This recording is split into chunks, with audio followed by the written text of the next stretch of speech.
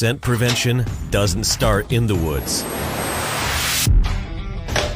It starts from square one and doesn't stop until your goal is reached.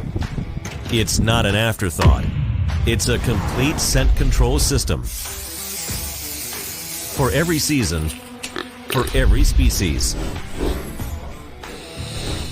Until your target is found.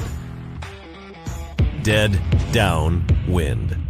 Hello there, folks, and welcome back. Today we're reviewing this Dead Downwind wind detector. Now, this is basically some sort of really fine powder, like chalk powder, talcum powder, something along those lines. It doesn't have any scent to it, so it's not going to scare those animals away. And it's going to be a lot easier to use than milkweed or things like that.